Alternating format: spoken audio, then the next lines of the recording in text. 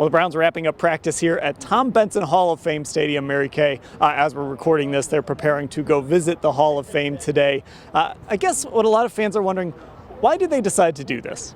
Well, I think Kevin Stefanski really honors the history of the game, and he wanted his team to really appreciate and understand what we have right here so close to Cleveland, about an hour away down here in Canton.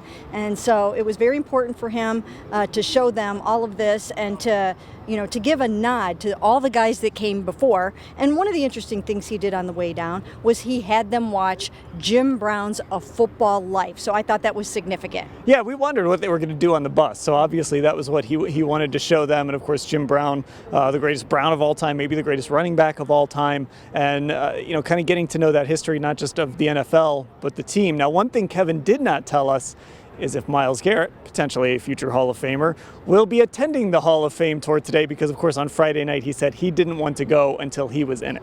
Yeah, absolutely. And Dan, maybe if we run over there towards the entrance, we can see if Myles is kind of sitting outside, drinking some water, trying to stay cool on this 90-degree day. But I actually didn't think it was too much to ask. You don't have very many players on a football team that aspire to get into the Hall of Fame and that make a little decision like that. They're not going until they get in. So if I were Kevin Stefanski, I would have let him stay out. Now, we heard from another potential future Hall of Famer in Joel Bitonio today, and this was the first time we talked to him because he did not attend OTA, so he's now here at mandatory-minicamp.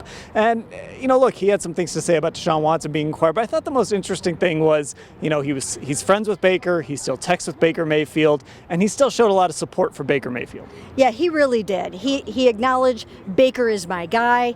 He backed him up and supported him, and we just haven't heard a ton of that this offseason. So, I thought it was good for somebody to stand up and acknowledge what Baker Mayfield did for this team and for this city, because as we all know, he did take the Cleveland Browns to the playoffs, all the way to the AFC divisional round, and there were so many fans that were behind him. So I thought it was nice that Joel acknowledged that, and he also thinks he's going to get his next chance and he will succeed. And by the way, I think Joel said probably the most straightforward thing about Deshaun Watson that we've heard a player say, and that is, look, and I'm paraphrasing here, the point is to win. The Browns made this move to win. Yes, absolutely. He was very pragmatic about it, as he always is. We've missed Joel during these OTAs because he is the team spokesman. He always puts everything into perfect perspective.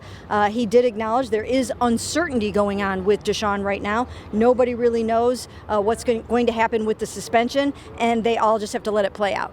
All right, well, Joel Bitonio may one day be here at the Hall of Fame, enshrined forever, Myles Garrett as well. But for now, today, at least everyone, we'll see about Myles, we don't know. Everyone is going to tour the Hall of Fame here after practice was completed. We'll have full coverage of everything that happened on the field and, of course, availability at cleveland.com/Browns.